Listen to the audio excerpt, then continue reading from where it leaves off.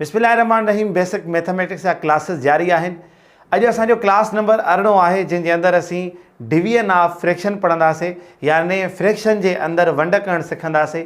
उन जा कहिड़ा तरीक़ेकार आहिनि, कीअं असां कहिड़ा कहिड़ा स्टेप्स वठी वंड करे सघूं था अणपूर जे अंदरि, उहो हिन वीडियो जे अंदरि असां क्लियर करण वारा आहियूं। सोचो त स्टार्ट कयूं था पंहिंजे क्लास खे। असां फ्रैक्शन जे अंदरि जॾहिं डिवीजन जे तरफ़ वेंदासीं, उन में ॿ असूल यादि कंदासीं त जेके डिवीजन ते अप्लाई थींदा आहिनि, इन खां बाद में डिवीजन थींदी आहे। सभ खां पहिरियां जेको असूल आहे त तव्हांखे जेको मतिलबु ॿ दर्जा मिलियल हूंदा आहिनि न असांखे डिवीजन जे अंदरि। हिकिड़ो मिसाल, हिकिड़ो फ्रैक्शन असांखे मिलियल आहे हिकिड़ी साइड खां, ॿियो ॿी साइड खां। त जेको पहिरियों असांखे फ्रैक्शन मिलियो आहे, चए थो उनखे सिधो लाहे अचो। ठीकु, पोइ थो चवे त हीअ जेका वंड जी निशानी आहे, इनखे कन्वर्ट कयो छा में? ज़र्ब में। यानी ही पहिरियों नंबर क़ाइदो त तव्हां वंड जी निशानीअ खे ज़र्ब में तब्दील कंदो। हे अहिड़ो न आहे त मतिलबु तव्हां चेंज कंदो। ऐं उनखां पोइ ॿियो नंबर कंडीशन इहा आहे त जेको ॿियो दर्जो मिलियो आहे उनखे रेसिप्रोकल कंदव। रेसिप्रोकल यानी हेठियों अंगु मथे ऐं मथियों अंगु हेठि खणी ईंदव। इहे ॿ असूल सिर्फ़ु असांखे ज़हन में रखणा आहिनि। त यानी जेका वंड मिले थी, उनजो पहिरियों दर्जो उएं लाहे अचूं जीअं मिलियो आहे, पोइ वंड जी निशानीअ खे ज़र्ब में तब्दील कयूं, ऐं उनखां बाद में जेको दर्जो मिलियो आहे उनखे रेसिप्रोकल कयूं। बसि उनजो दर्जे जी जॻह चेंज कयूं, हेठे खे मथां, मथे खे हेठि करे खणी ईंदासीं। हाणे जॾहिं हिते असां ईंदासीं त दैट्स वेरी ईज़ी, छो त असां पढ़ी आया आहियूं मल्टीप्लिकेशन ऑफ फ्रैक्शन। हाणे तव्हां नोट कंदा हूंदव त जीअं असां पहिरियों रिड्यूसिंग पढ़ीसीं त मल्टीप्लिकेशन में रिड्यूसिंग कमु आई, वरी मल्टीप्लिकेशन पढ़ीसीं, पोइ डिवीजन था पढ़ूं त डिवीजन जे अंदरि वरी मल्टीप्लिकेशन थी कमु अचे। हर क्लास हिक ॿिए सां लिंक आहे।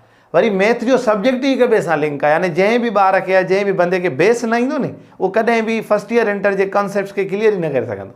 सो हर क्लास खे अहिड़ी संजीदगीअ सां ॾिसो त जीअं तव्हांजो पोयों क्लास मिस न थिए, तव्हांजे नई क्लास जे ईंदड़ लाइ उहा पॉइंट मुआविन साबित थींदी डेफिनेटली। सोचो त हिनखे हल कयूं था। हाणे मल्टीप्लिकेशन जो असां सिखी आया आहियूं त रिड्यूसिंग कंदा आहियूं, ऐं उन ई तरीक़े सां रिड्यूस कंदो। मां बार बार इन करे त चवां त मतिलबु भुलिजी न वञो तव्हां त जीअं माना यार ॿ टे तरीक़ा आहिनि हिन जा। न हिकिड़ो ई आहे, तव्हां जेको ट्रेडिशनल कंदा आहियूं हिक ॿिए जे आम्हूं साम्हूं वारे अंगनि जो। त कयो 1 अठ 8 2 अठ 16, 1 पंजा 50, 5 पंजा 25। ठीकु थी वियो। हिते बि हिकु आयो, हिते बि हिकु आयो। मथियां पाण में ज़र्ब कयो त कंदो 2 1 2, 1 पंजा 5।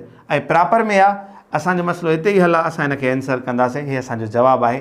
जस्ट हे 2 शयूं ज़हन में रखणियूं आहिनि। हाणे नेक्स्ट एग्ज़ाम्पल असांजे साम्हूं आहे। हिन में कहिड़ी तब्दीली आहे? हिन दर्जे में हिन में सिंपल इहा तब्दीली आहे त हीअ असांखे कंपाउंड में मिलियल आहे। ऐं असां अॻु में ई सिखियो आहे त कंपाउंड खे तेसि ताईं अॻिते न मूव कराईंदासीं जेसि ताईं हिनखे इम्प्रॉपर न कयूं, तेसि ताईं असां काई बि ऑपरेशन हिन में न कंदासीं। सोचो, हिन दर्जे खे पहिरियों इम्प्रॉपर में तब्दील कयूं था, हिनखे हिन सां ज़र्ब कंदासीं, हिनखे होल नंबर खे छेद सां, त 2 7 14, 14 में 2 मिलाईंदासीं 16, 7 हेठि ईंदा। डिवीजन जी निशानी 1 पंजा 5, 5 ऐं 3 8, 5 साॻा लाहे ईंदासीं। हाणे असां छा कंदासीं? नेक्स्ट पहिरें दर्जे खे उएं लाहे जो जीअं लिखियलु आहे, वंड खे तब्दील कंदासीं मल्टीप्लिकेशन में, ऐं हिनखे रेसिप्रोकल कंदासीं, हिन गुप्तो कंदासीं। यानी हेठियों अंगु मथे वेंदो, मथियों हेठि ईंदो। जॾहिं हेसि ताईं पुॼी वियासीं त असांखे हाणे आसानी आहे हिनखे ज़र्ब करण जी। तव्हां ॾिसो था त हे जेके साम्हूं वारा अंग आहिनि, इहे रिड्यूस नथा थियनि। हिकिड़ो हुस्न इत्तफ़ाक़ इहो बि थींदो आहे त तव्हांखे हेॾो वारा अंग बि रिड्यूस न थींदा। पोइ छा कयूं? पोइ इहो करिणो आहे त सिर्फ़ु मथियां पाण में ज़र्ब कयो, हेठियां पाण में ज़र्ब कयो, हिते लिखंदव ऐं हुनखे रिड्यूस कंदव जे थिए थो त। पर ॾिसूं था हिकिड़ो पासो रिड्यूस नथो थिए त हिते ॿियो रिड्यूस थिए थो। असां छा कंदासीं? हिनखे रिड्यूस कंदासीं 1 8 8 2 8 16। ओके आहे। हाणे असांजो हे रिड्यूस नथो थिए, यानी मथियां पाण में ज़र्ब, हेठियां पाण में, 2 50 10, 1 7 7। असांजो जवाबु निकिरी वियो? न निकितो। असांजो हिते इम्प्रॉपर आयो आहे। इम्प्रॉपर असांखे जवाबु रखिणो ई न आहे, असांखे या त कंपाउंड में रखिणो आहे। ऐं हिकिड़ी ॿी तव्हांखे ॻाल्हि ॿुधाए छॾियां त जेके दर्जा जंहिं फॉर्म में मिलियल हूंदा आहिनि न, तव्हांखे ऑटोमेटिकली उहा आंसर में ओड़ी ई फॉर्म ॾियणी पवंदी, या अची वेंदी आहे अहिड़ी कंडीशन जीअं तव्हांजे साम्हूं आई आहे। अचो हाणे 10 खे जॾहिं असां 7 सां कंपाउंड कंदासीं त थींदो 1 सॼो 3 भाङे 7। इहो हिन जो जवाबु आहे। हाणे तव्हांजे साम्हूं हिकिड़ो नेक्स्ट एग्ज़ाम्पल खयों आहे। हाणे नेक्स्ट एग्ज़ाम्पल जे अंदरि तव्हांखे छा थो नज़र अचे? 2 निशानियूं। असां जोड़ कट अलॻि पढ़ियोसीं, वरी गॾु कयोसीं। हाणे तव्हां ज़र्ब अलॻि पढ़ीसीं, वरी वंड अलॻि पढ़ीसीं। हाणे ॿिन्ही खे गॾु कयूं था। जॾहिं अहिड़े क़िस्म जी सिचुएशन अचे त असां छा कंदासीं?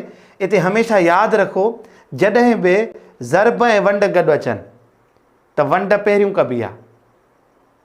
ऐं उन खां बाद में ज़रब कबी आहे। कीअं उहो त कयूं था बोर्ड ते हली करे। वरी तव्हांखे जॾहिं जोड़ कट गॾु मिले त पहिरियों जोड़ कंदा कयो, पोइ कट। पर इहे ॿ वाहिद हिकिड़ी फैमिली जा मेंबर आहिनि जिन खे तव्हां ॿई गॾु करे कंदो, जीअं असां गुज़िरियल वीडियो जे अंदरि कयो हुयोसीं। उन ते को फ़र्क़ु न पवंदो, पर हिन ते फ़र्क़ु पवंदो।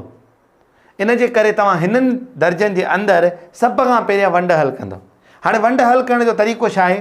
मां त आदतन पंहिंजे पेज ते हिकिड़ो रफ़ जो लीको पाए छॾींदो आहियां त जीअं तव्हांजो हिसाबु साफ़ु सुथिरो रहे। पेपर था ॾियो, टेस्ट था ॾियो, किथे बि तव्हां काई शइ मतिलबु कुझु इम्पैक्ट कयो था, कोई कमु कयो था, त उते तव्हांजो हिसाबु साफ़ु सुथिरो हुजे।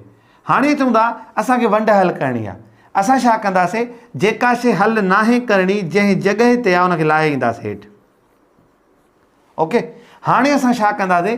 हिन खे खणी वेंदासीं रफ़ ते, हिन जो अची हिते जवाबु रखंदासीं। हिते वधीक असां इनखे हिते वधीक एक्सपोज़ न कंदासीं, रिड्यूस न कंदासीं। हिते मतिलबु असां कंहिं बि क़िस्म जी डिस्टर्बेंस क्रिएट न कंदासीं जीअं असांजो हिसाबु ख़राबु न थिए। अचो हिनखे रफ़ ते था खणी वञूं।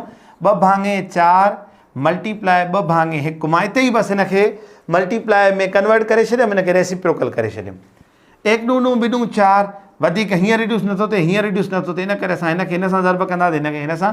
त 2/2 इहो रखो बि तव्हांजी मर्ज़ी आहे, या 1/1 रखो रिड्यूस करे बि तव्हांजी मर्ज़ी आहे। हाणे अचो असां रखूं था 1/1। हाणे तव्हांखे एक्सरसाइज़ मिलंदी न, हुन में कुझु अहिड़ा दर्जा बि हूंदव। 6/5 मल्टीप्लाए 8। ठीकु आहे, मतिलबु 6/5 मल्टीप्लाए बाय 8। त हिन कंडीशन में छा कयूं? त पोइ जॾहिं बि तव्हांखे हिकिड़ो दर्जो फ्रैक्शन जो थो मिले ऐं ॿियो दर्जो तव्हांखे मिले थो जेको होल नंबर में आहे, तव्हां हुनखे अपान में 1 ॾेई छॾींदा। जस्ट इन जे करे त जीअं तव्हां खां ग़लती न थिए। ठीकु आहे, तव्हांखे जीअं आम्हूं साम्हूं रिड्यूस करण वारो कंसेप्ट ऐं माहौल क्लियर थी वञे। बाक़ी तव्हांजी प्रैक्टिस आहे, तव्हांखे सम्झ में अचे थो त पोइ तव्हां 1 न ॾियोसि, तव्हांखे ख़बर आहे त इहो हिन सां रिड्यूस थींदो। सो इहा हिकिड़ी हाईलाइटेड पॉइंट ई मां जो डिस्कस करे था छॾियूं। हिते अचो 1/1 अची वियो। हाणे असां छा कंदासीं? न हीअं रिड्यूस थींदो न हीअं, इन करे मथियां पाण में हेठियां पाण में 1 5 5 1 6 6। हे असांजो जवाबु। हाणे साॻियो ई ॿिन्ही कंबाइंड निशाननि में मां तव्हांजे हिकिड़ो नओं एग्ज़ाम्पल खणी आयो आहियां। पहिरियों तव्हां ॾिठो त वंड बाद में हुई, मल्टीप्लाए पहिरियों हुई, हाणे वंड पहिरियों आहे, मल्टीप्लाए बाद में आहे। पहिरियों त तव्हां इहो ज़हन क्लियर करे छॾियो त कॾहिं बि का निशानी जी जॻहि फिक्स न आहे हूंदी, उहा किथां बि अची सघे थी। हाणे अॻिते जेके असां हिसाब पढ़ंदासीं, ॿ टे निशानियूं मिक्स थी वेंदियूं, उनजो को मसइलो न आहे त वंड किथे आहे, मल्टीप्लाए किथे आहे, जोड़ किथे आहे, कट किथे आहे। तव्हांखे पंहिंजो तरीक़ो ज़हन में हुजे त तव्हांखे करिणो छा आहे। हाणे मां त रफ़ पेज ठाहियां थो। हाणे तव्हांखे ॾिसो हूअं छा पिया कयूं, पहिरियों मल्टीप्लाए त लाहे पिया अचूं। हाणे असांखे ख़बर आहे त जॾहिं पहिरियों वंड आहे त हाणे इन ॿिन्ही खे हल करे हिन जो जवाबु लाहियूं, पोइ ज़रब ॾेई करे असां बाद वारो लाहींदासीं। त हाणे हिते असांजो जेको आहे अंगु कहिड़ो ईंदो? हिननि ॿिन्ही जो हल ईंदो। अचो त हिनखे रफ़ ते खणी था हलूं। 4/6 हिनखे मां रफ़ ते मल्टीप्लाए में कन्वर्ट करे थो छॾियां ऐं हीअ मां रेसिप्रोकल करे थो छॾियां। ठीकु, हाणे रिड्यूस कयो। 4 चइनि में ख़तमु, 3 × 6 4 × 8। छा जवाबु आयो? 4/3। हे बॉक्स खणी हटाए था छॾियूं।